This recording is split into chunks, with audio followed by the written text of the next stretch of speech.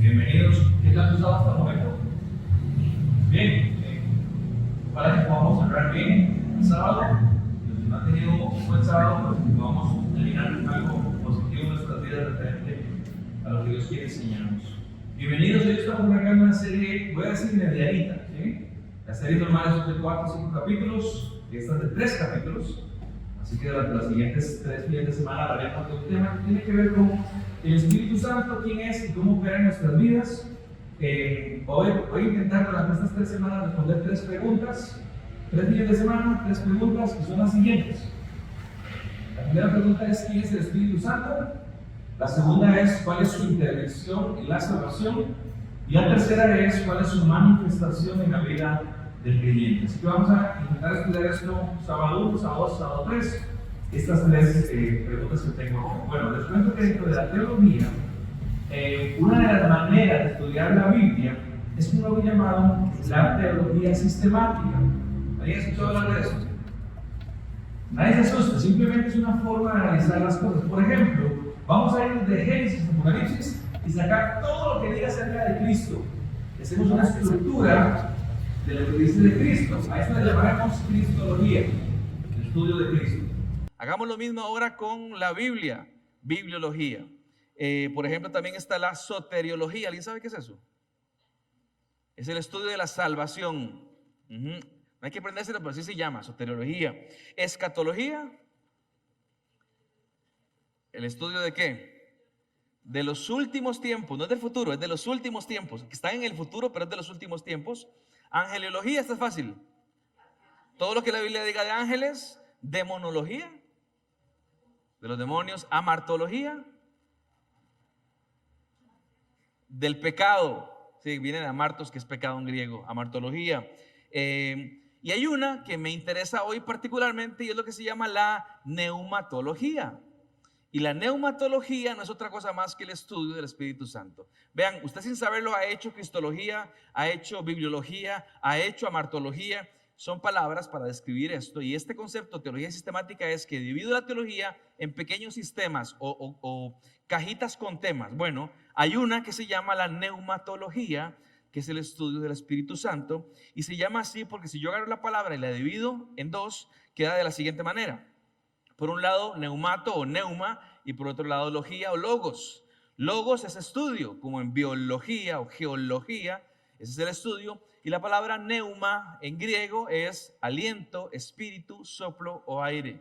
Entonces, cuando vemos el estudio del soplo, el estudio del espíritu, es un tema de hablar del estudio del Espíritu Santo. Por eso cuando lo vemos a Dios diciendo: y les dio aliento de vida, ahí viene. O Él sopló sobre las personas, o su espíritu descendió. Bueno, todo tiene que ver con la neumatología, que es lo que vamos a estudiar. Bien, esta es una de las doctrinas básicas de la neumatología. Y justamente lo que hace el Espíritu de Dios es que nos llena, nos da vida, nos alienta, etc. Por cierto, cuando yo, por ejemplo, hablo de palabras en nuestro diario de vivir, por ejemplo, la palabra neumático. ¿Qué es un neumático? Es una bolsa de hule llena de ¿qué?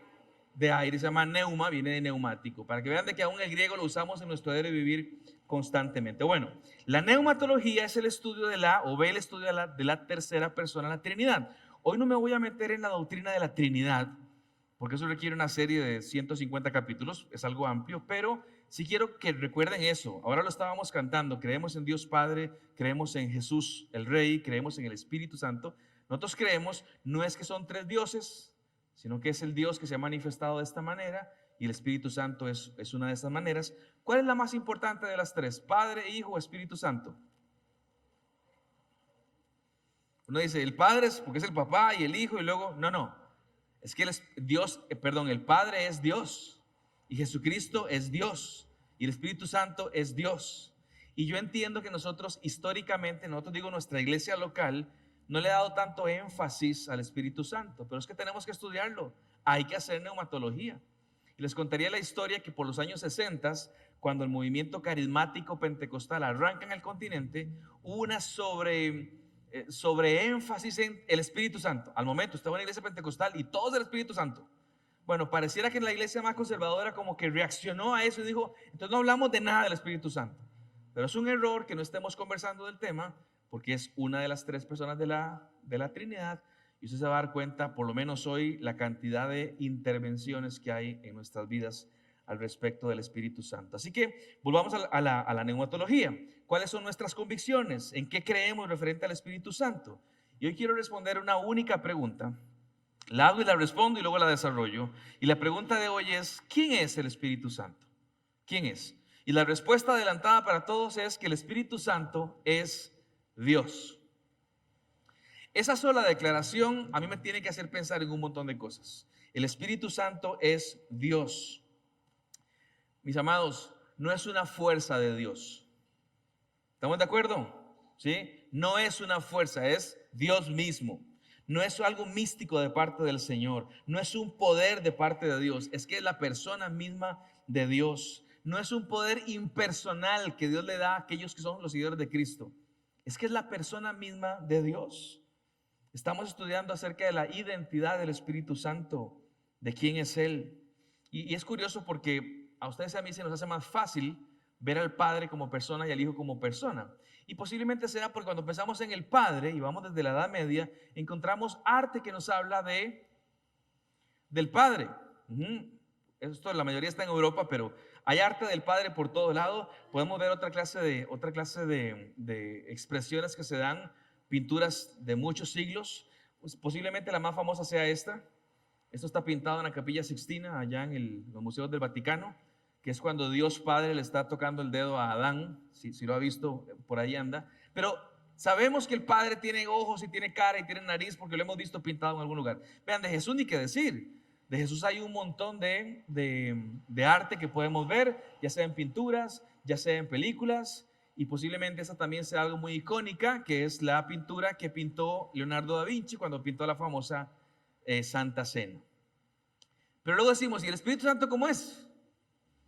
Y nos damos cuenta que no tenemos una cara que ponerle, posiblemente son símbolos nada más. Una paloma por ahí, una llama de fuego, agua, un soplo, cosas por el estilo. Entonces, yo entiendo que aunque no tengamos un rostro que ponerle, que dicho sea de paso, el rostro del Padre no es ese, es una pintura. Pero aunque no tengamos un rostro, el Espíritu Santo es una persona. Que se nos hace más sencillo si tiene nariz y ojos, lo entiendo. Pero un Jesús, cuando lo vemos pintado, uno dice, así no era Jesús. Simplemente que alguien lo concibió de esa manera. No digo que esté bien o que esté mal, que no le hayamos puesto cara. Lo que digo es de que muchas veces ocupamos un rostro para decir, es una persona. Así que Él es una persona y no es cualquier persona. No espere poder imaginárselo para saber que Él es una persona. Él es una persona y no es cualquier persona. Él es Dios. Y posiblemente su obra ha sido más anónima, de alguna manera, porque no lo hemos hablado tanto, pero es una persona protagonista en nuestra historia también. Así que permítame hacer algo rápidamente, porque Él es una persona que es divina, que tiene mente, que tiene emociones, que tiene voluntad, igual que Jesús, igual que el Padre. Y por lo tanto, si usted considera que el Padre es digno de adoración y que el Hijo es digno de adoración, permítame decirle, el Espíritu Santo también es digno de adoración. ¿Por qué? Porque es Dios.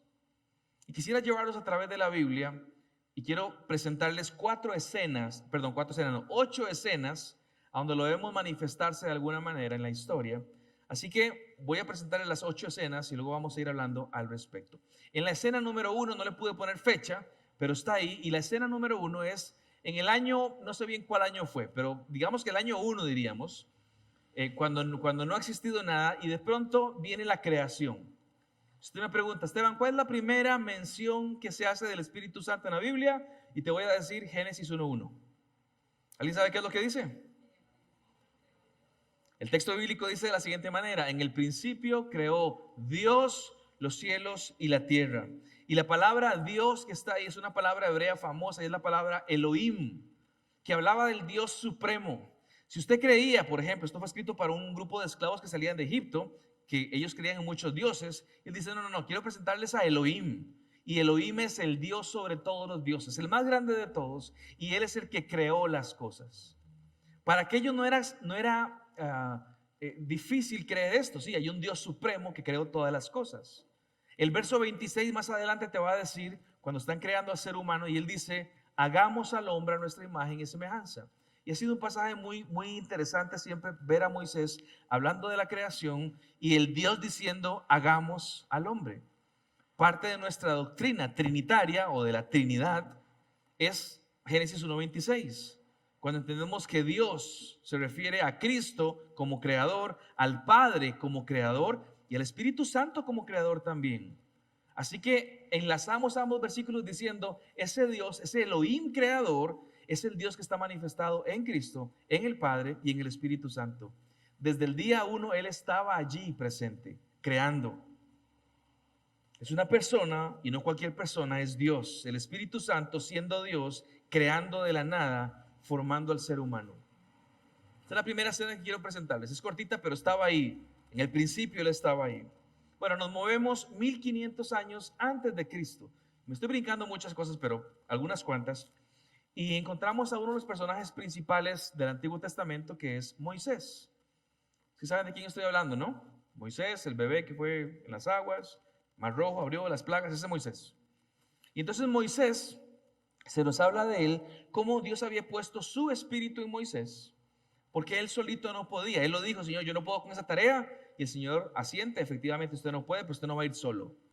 Y parte de las herramientas que él les dio, aparte de su hermano Aarón, un báculo, ¿no? Para que lo acompañara y demás, las señales, es que el santo de Dios iría con Moisés.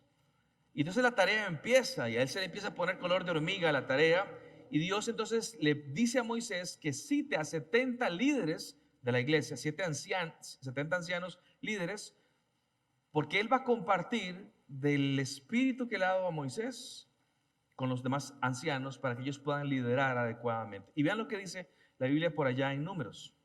El Señor le respondió a Moisés, tráeme a 70 ancianos de Israel y asegúrate de que sean ancianos y gobernantes del pueblo. Llévalos a la tienda de reunión y haz que esperen allí contigo.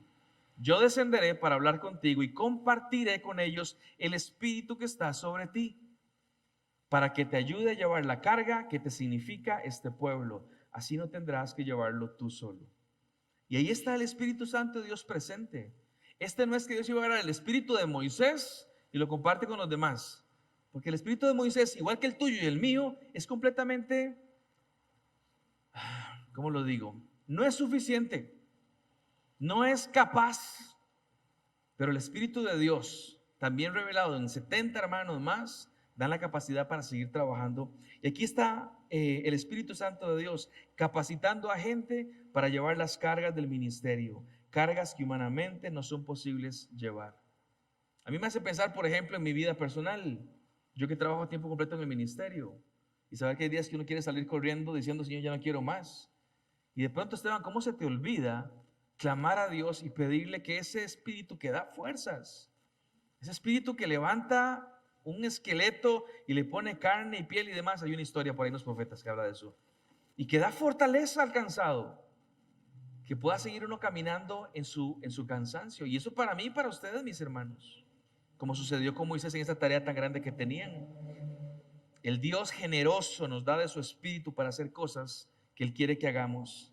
Por eso los creyentes, aquí voy a meter un poquito el dedo en la llaga, por eso los creyentes no tenemos excusa. Usted, si está casado, usted puede ser una buena esposa. Y si está casado, usted puede ser un buen esposo. Esteban, ves que a mí no me sale. Todos sabemos que no te sale, pero el Espíritu Santo capacita para poder hacer lo que tenemos que hacer. Por eso es tan relevante estar cerca siempre del Señor, en lo que llamamos viviendo la vida en el Espíritu, porque Dios nos capacita para hacer esto. Y puedo ser un buen papá, no por mis ideas o por mi temperamento o personalidad, sino porque tengo a Dios, el Espíritu de Dios en mi vida actuando.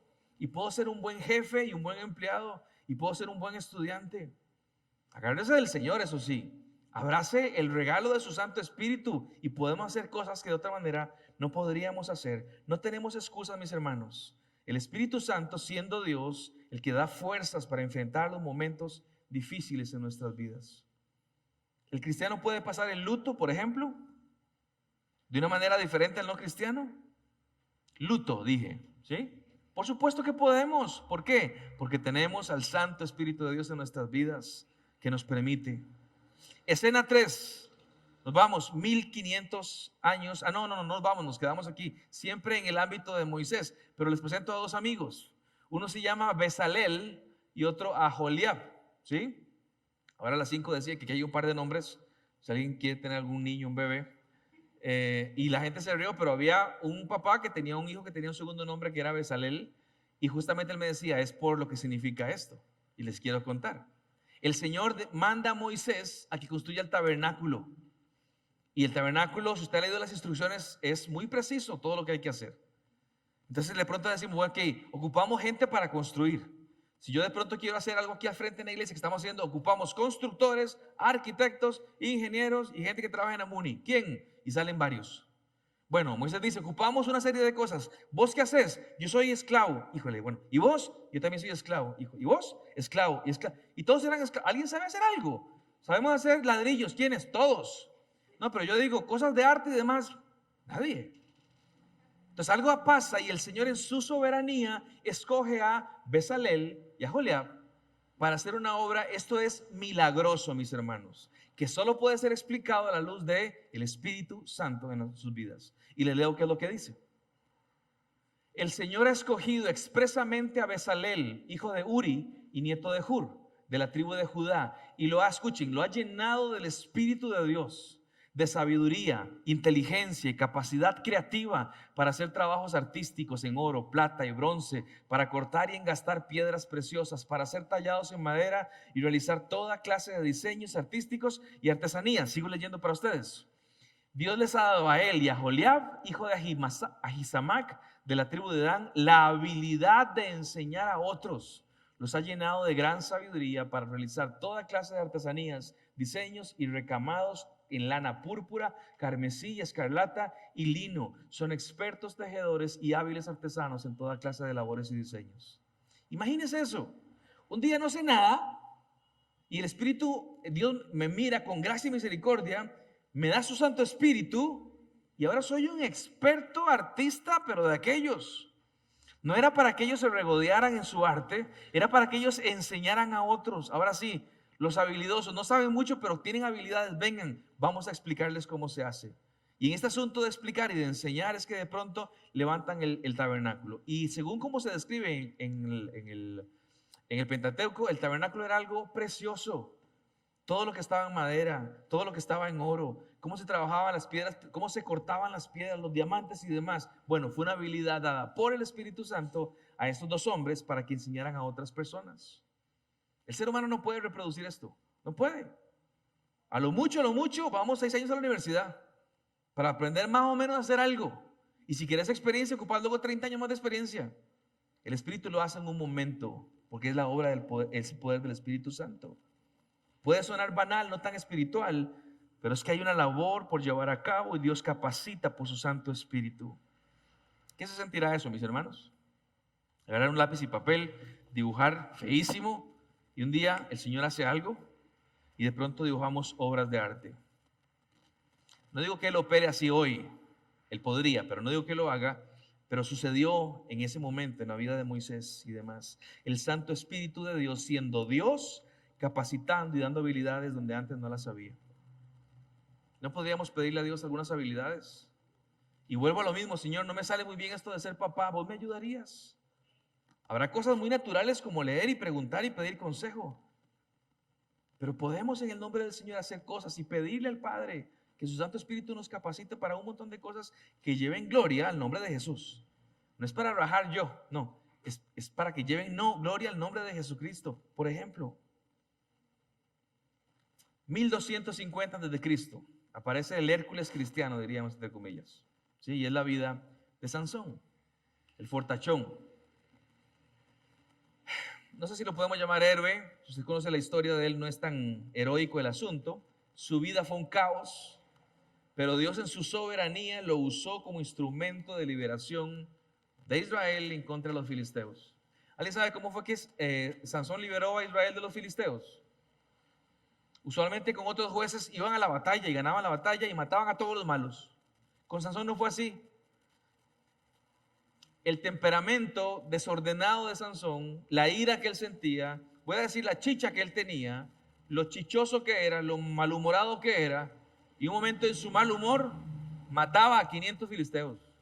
Luego se tranquilizaba. Y luego le decían algo mientras estaban emborrachándose y mataba a 1000 filisteos.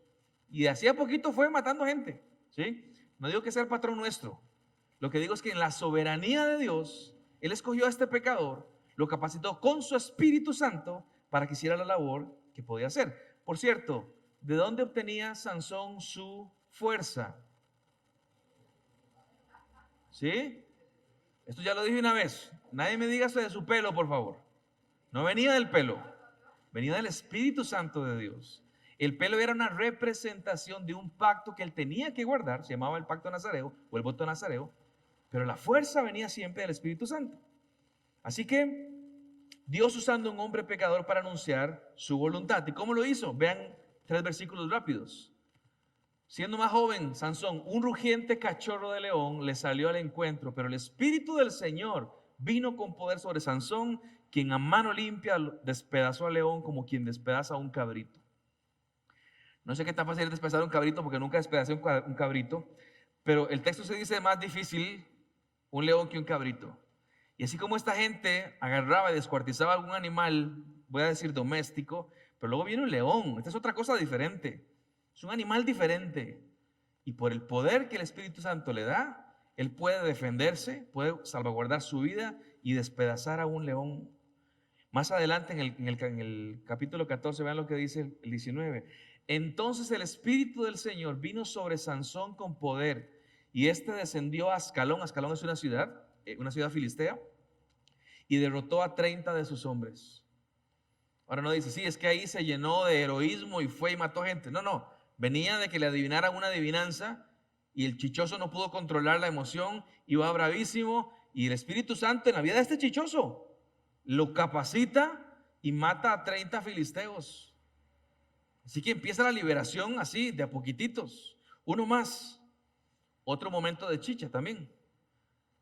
En ese momento el Espíritu del Señor vino sobre él, sobre Sansón, con poder. Y las sogas que ataban sus brazos se volvieron como fibra de lino quemada. Y las ataduras en sus manos se deshicieron. Al encontrar una quijada de burro que todavía estaba fresca, la agarró y con ella mató a 1000 hombres. No estoy justificando a Sansón de nada, ¿está bien? Pero este tipo enojado, chichoso y demás, agarra un hueso de un animal muy grande y a cuantos filisteos se topa, chao, 1000 de esos. Y esta fue la forma que el Señor quiso utilizar a Sansón. Utilizar la debilidad y el pecado de un hombre para la gloria del Señor a través de la fuerza del Espíritu Santo. Inclusive, les diría que en sus últimos momentos, Sansón sin cabello, Sansón sin ojos, Sansón humillado y tomado como payaso de la corte, en un momento a él lo llevan para que haga el payaso, para que la gente lo vea y lo humille más, y lo ponen en 2 columnas, y él pide una última vez, Señor, dame fuerzas, una última vez, dame fuerzas. Y uno diría, bueno, ya aprendí la lección, dame fuerzas para liberar a la nación de Israel y glorificar tu nombre. No dijo eso, dijo, dame fuerzas para vengarme de la gente que me sacaron los ojos.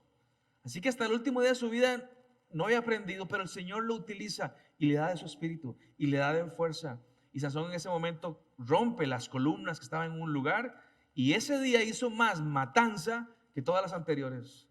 Mató a líderes y a políticos y a gente muy importante de Filistea que no pudieron seguir más en contra de Israel y los liberó. El Santo Espíritu actuando en la vida de un pecador para llevar a cabo sus planes, siendo Dios presente en la historia, dándole fuerzas sobrenaturales a un hombre para sus propósitos divinos. Vean, y les cuento de un juez que es Sansón. Hay por lo menos 12 más. Y a cada uno de ellos el Espíritu de Dios venía y los capacitaba para una obra en particular. El año 1050, Israel está estrenando por primera vez en su historia a su primer rey. Este se llamó Saúl. ¿Sí? Saúl era un prospecto, pero realmente súper positivo. Súper positivo. Es más, él arranca su ministerio, su reinado, lo arranca muy bien. Y nos cuenta la historia que un momento él se entera, Saúl se entera de que hay un grupo de matones por ahí que le dicen a alguien de su propio pueblo: los vamos a matar a menos que cada uno se saque un ojo, literalmente, y nos daremos por satisfechos.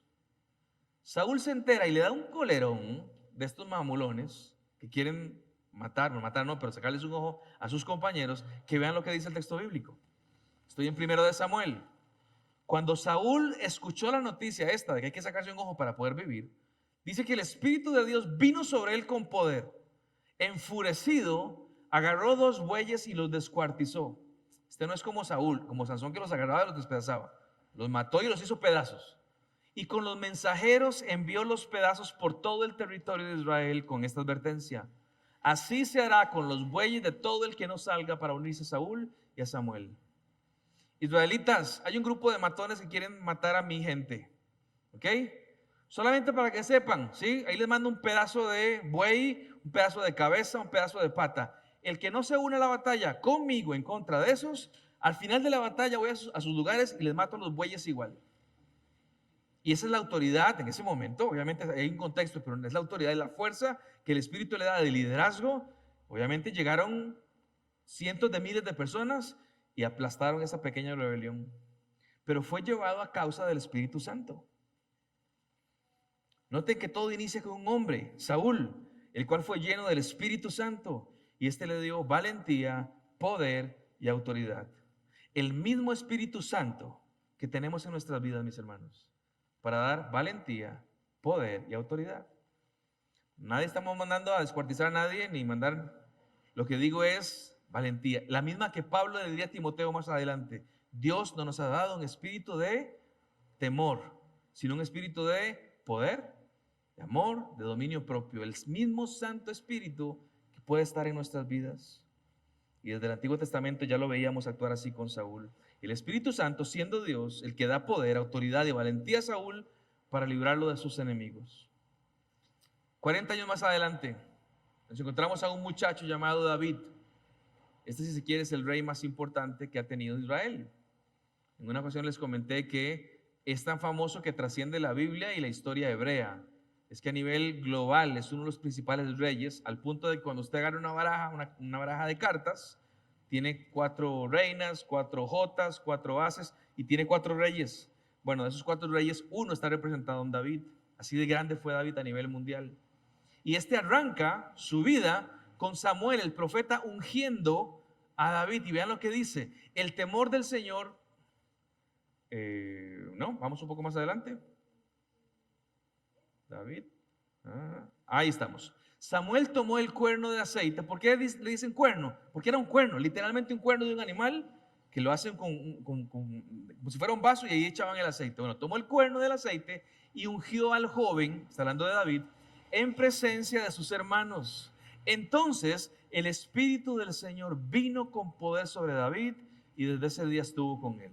Vean, y es muy interesante pensar que el modus operandi, la manera de actuar de Dios con su Espíritu Santo solamente era que mandaba al Espíritu Santo, terminaba la misión y ahora regresaba. Ahora voy con vos, mandaba al Espíritu Santo y luego regresaba. Con David no pasó así. Con David cambió la forma de trabajar. Y el texto dice que el Espíritu vino sobre él y de ese día estuvo con él. David empieza a experimentar algo que la gente no hubiera experimentado antes, y era la presencia constante del Espíritu de Dios en su vida. Y todo lo glorioso, grandioso que vemos de David es porque él tiene el Espíritu Santo de Dios en su vida. Cuando él escribe, cuando él pelea, cuando él defiende, ahí está el Espíritu Santo de Dios. Hasta que un día él decide jugar de listo y se pone de tonto. Y usted conoce la historia con Betsabé. Y no voy a decir viola, pero venga y me acuesto con usted porque soy el rey. Y el bebé nace y el bebé muere y el esposo de aquella lo mata, y toda la historia que ustedes conocen. Y cuando el profeta Natán confronta a David y le dice de su pecado, David lo que dijo es: uy, pobre Betsabé, uy, pobre el bebé, uy, pobre Urías. No dijo nada de eso. Lo que dijo es: que no me quiten el Espíritu de Dios. Y esa fue la preocupación central. El Salmo 51 habla de eso. Y vean lo que dice Salmo 51. Ten compasión de mí, oh Dios, conforme a tu gran amor, conforme a tu inmensa bondad, borra mis transgresiones. Contra ti he pecado, solo contra ti, y he hecho lo que es malo ante tus ojos. Por eso tu sentencia es justa y tu juicio irreprochable. Crea en mí, oh Dios, un corazón limpio y renueva la firmeza de mi espíritu. No me alejes de tu presencia, ni me quites tu Santo Espíritu. Léanle todo el Salmo. No menciona a Betsabé, no menciona a Urías, no menciona su vergüenza, no menciona nada de eso. Simplemente menciona a Dios: por favor, me lo diste hace años, no quites de mí tu espíritu. De ahora en adelante vivir o tener la idea de vivir sin tu Santo Espíritu me es impensable. Por favor, Señor, perdóname, no quites de mí tu espíritu. A mí me hace pensar la gente que somos cristianos, los que seguimos a Cristo, y muchas veces damos por sentado que la deidad, Dios mismo, en el Espíritu Santo, vive en nuestras vidas, y que lo demos por sentado. Cuando había hombres suplicando: por favor, no me lo quites. He experimentado lo que es la vida en el Espíritu y no concibo otra manera. Por favor, no alejes de mí tu Santo Espíritu. Año 1000 antes de Cristo. El Espíritu Santo, siendo Dios, el que dio a David una vida plena y el que inspira una plegaria desesperada: por favor, Señor, no lo alejes de mí. ¿Qué pasa después? Vienen todos los profetas. No los voy a mencionar. Puedo mencionar por lo menos 17, pero habrían más profetas, todos llenos del Espíritu Santo de Dios en un momento determinado para hablar. Hechos dice hablar con denuedo, o sea, hablar con autoridad y decir lo que tenían que decir, llenos del Espíritu Santo de Dios. Y entonces llegamos al Nuevo Testamento. Me brinco un par de intervenciones, pero llegamos cuando el Espíritu del Señor, cuando inicia el ministerio de Cristo. ¿Alguien sabe cómo inició el ministerio de Cristo? ¿O cuándo inició? Hay un par de acontecimientos que dan como el inicio. Uno es su ida al desierto, 40 días, 40 noches, y la otra es su bautismo. Él arranca el bautismo en el ministerio. Y usted posiblemente se acuerde, porque ahora nos vamos a la parte del bautizo, año 30 después de Cristo. Y en esa escena aparece algo muy importante. Está Jesús siendo bautizado por su familiar Juan. Y en el bautizo algo pasa. ¿Alguien sabe qué es lo que pasa? Hay una voz de los cielos. Leo rápidamente qué es lo que dice. Y el Espíritu Santo, dice Lucas 3, bajó sobre él, sobre Jesús, en forma de paloma. Entonces se oyó una voz del cielo que decía: tú eres mi Hijo amado, estoy muy complacido contigo. Sé que el tema no es la Trinidad, pero ¿quién está en el agua siendo bautizado? Jesús, Dios. ¿Y quién es la voz que se oye desde los cielos? Dios Padre. ¿Y quién desciende sobre él? Dios Espíritu Santo. Ahí está la escena, los tres, uno, manifestándose, diciendo en la patada inicial: arrancamos el ministerio. El Espíritu Santo dándole fuerza, dándole para que Jesucristo hiciera lo que él tenía que hacer. Escena 7, son 8, escena 7. Año 33, ya Cristo murió, ya estuvo en la cruz y ya se levantó de entre los muertos, ya ascendió a los cielos y ya le dijo a los discípulos: ustedes van a recibir poder cuando haya venido sobre ustedes el Espíritu Santo para que me sean testigos míos, no de otra cosa, de mí, en Jerusalén, en toda Judea, en Samaria y hasta lo último de la tierra. Y ellos estaban en un lugar llamado el aposento alto, los discípulos y como 120 personas más. ¿Por qué se llamaba aposento alto? Porque era un salón, o sea, un aposento que estaba en una segunda planta. No espiritualice nada de eso, simplemente una segunda planta y eso es todo. Pero estando ahí sucede, en una fiesta llamada la fiesta de Pentecostés, fiesta muy famosa, sucede lo siguiente. Vamos adelante, Tiff. Cuando llegó el día de Pentecostés, estaban todos juntos en el mismo lugar y de repente vino del cielo un ruido como el de una violenta ráfaga de viento y llenó toda la casa donde estaban reunidos. Se les aparecieron entonces unas lenguas como de fuego que se repartieron y se posaron sobre cada uno de ellos. Todos fueron llenos del Espíritu Santo y comenzaron a hablar en diferentes lenguas según el Espíritu les concedía expresarse. Y aquí vamos a ver algo que no hemos visto antes en la historia. Aquí el Espíritu Santo vino y se quedó. Ya no trabaja de la manera que era antes, voy y vengo. Ya no, ahora vino y se quedó. ¿Cómo sabes eso? En 8 días les cuento, porque eso está en Juan y los quiero contar. Pero vino ahora y se queda ahí. ¿Y qué es lo que pasa a ese momento particular? ¿Alguien sabe cuál fue el milagro que sucedió cuando el Espíritu Santo viene sobre ellos? ¿Ok? Pero ¿qué sucede a nivel organizacional? ¿Recibieron poder? La iglesia nació, mis hermanos. Antes de esto no existía un grupo de gente que no tienen nada en común más que creen en el mismo Cristo Jesús, llenos por el mismo Espíritu Santo. Y esto hoy lo heredamos ustedes y yo.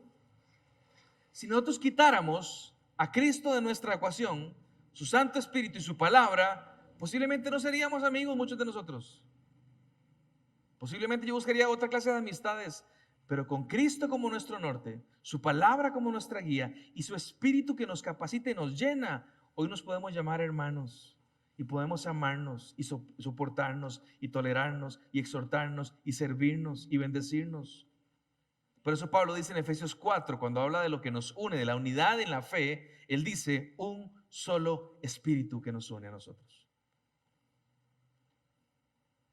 La iglesia nace, aquello que Jesús había dicho en Mateo 16, cuando habló acerca del Espíritu Santo y que edificaría su iglesia, llenando a los creyentes de poder, de valor, de su palabra. Sin el Espíritu Santo la iglesia no nace. Tampoco sin Cristo, pero hoy quiero hablar del Espíritu Santo. La iglesia no nace. Ese es el Espíritu Santo, siendo Dios el que llena a las personas llena a las personas para que la iglesia pueda hacer más las cosas que Dios quiere que hagamos. Última escena, escena 8, año 65 después de Cristo. Y aquí vamos a irnos rápidamente porque de puño y letra el apóstol Pedro escribe. Pedro ya no es un muchacho como era en los evangelios, ahora es un señor, ya está grande. Y hablamos de la inspiración. ¿Inspiración de qué?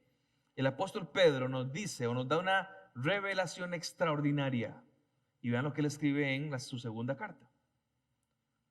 Pero ante todo, dice Pedro, sepan esto, que ninguna profecía de la Escritura es de interpretación personal. Pausa. Esto no es como que yo leí tal cosa y para mí significa esto. Y usted lo que usted quiera, cada quien lo que quiera. No, señores. No es que cada quien haga lo que quiera con el texto bíblico. Y te voy a explicar por qué. Pues ninguna profecía, estaba hablando del texto bíblico, ninguna profecía fue dada jamás por un acto de voluntad humana, sino que hombres inspirados por el Espíritu Santo hablaron de parte de Dios. Uno de los grandes interrogantes o misterios, que entendemos la respuesta, pero que eran misteriosas, era ¿cómo es que la Biblia, siendo 66 libros individuales, escritos por más de 40 autores, en un lapso de 1500 años, cómo es que guarda tanta coherencia entre sí? La respuesta es muy simple, porque no son 40 autores, es uno solo. La inspiración siempre vino del mismo, el Espíritu Santo de Dios. Usó a 40 personas diferentes en 1500 años, con diferentes estilos de escritura, pero una solamente, la del Espíritu de Dios inspirando. Esa es la razón por la cual yo debiera ver la Biblia y decir, Señor, gracias por tu palabra. Y decir como decía el salmista, lleno del Espíritu Santo de Dios, cuánto amo tu ley. Tu ley es un deleite, es como miel que destila del panal. Porque es la palabra escrita de Dios creador, inspirada por el Espíritu Santo, que nos guía a toda verdad, que nos dice dónde caminar, nos dice cómo honrar a Dios, cómo vivir para Él, qué decisiones tomar que lo honren a Él y por ende cosechar buenas consecuencias para nuestras vidas. Y Pedro nos recuerda, vean, fue el Espíritu Santo quien inspiró. Sí, yo sé que todo el mundo sabe que Corintios lo escribió Pablo, pero pregúntele a Pablo, él te va a decir, no, yo fui inspirado por el Espíritu de Dios. Ya no está, pero pregúntenle a David lo de los Salmos, yo fui inspirado por el Espíritu de Dios. Pregúntenle a Moisés sobre el Pentateuco, yo fui inspirado por el Espíritu de Dios. Y entendemos la revelación divina, su palabra, Lo cual es increíble pensar que Dios se revela en Cristo y muere en una cruz y resucita. Dios se revela en el Espíritu Santo y me convence de pecado.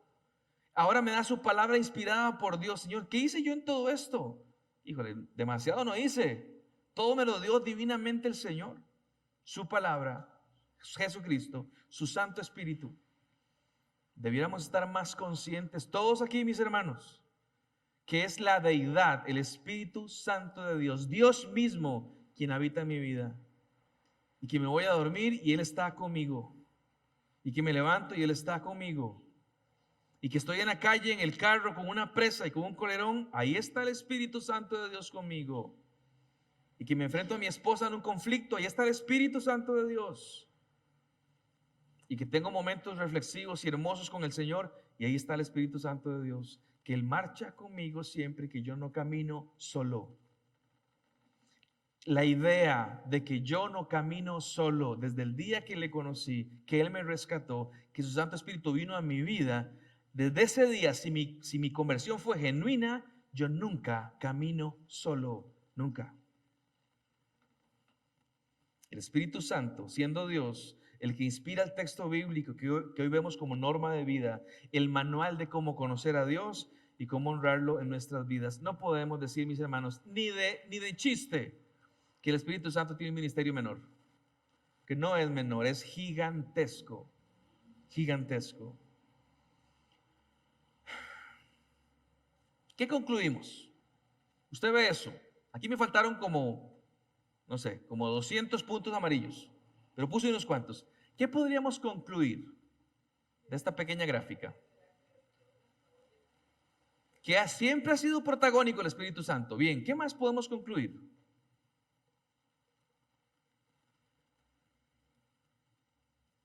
Pensemos que está en nosotros, que actúa, que no es pasivo, que es poderoso. Estuvo en el 1500, en el 1250, en el 1000, en el 30, en el 33, en el 75. ¿Qué concluimos inclusive hasta de las fechas? Que es atemporal. Él trasciende en el tiempo. ¿Qué significa eso? Que igual que el Padre e igual que el Hijo, Él es omnipresente, Él es omnisciente y Él es omnipotente y Él es santo. Que el tiempo no es como que ya es que me estoy haciendo viejo. Él no. El tiempo está fuera de Él. Él es Dios, Él es eterno también.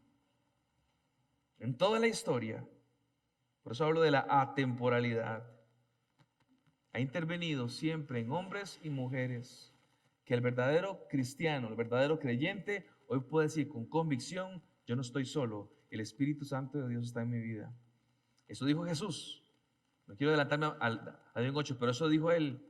A ustedes les conviene que yo me vaya, dijo Jesús. ¿Cómo nos va a convenir? Si es que si no me voy, no viene el otro. ¿Quién es el otro? Es el gran Consolador. Ese los va a guiar a toda verdad. Ese los va a convencer de dónde ir y dónde no ir. Así que arrancamos, mis amados, recordándonos la realidad en la que hemos creído. El Santo Espíritu de Dios es Dios. Que su obra es activa, activa. Él no está ahí simplemente diciendo, no, Él está actuando. Que al igual que el Padre y el Hijo es digno de alabanza y de adoración. Por eso debemos de conocerlo y saber qué hace y cómo actúa.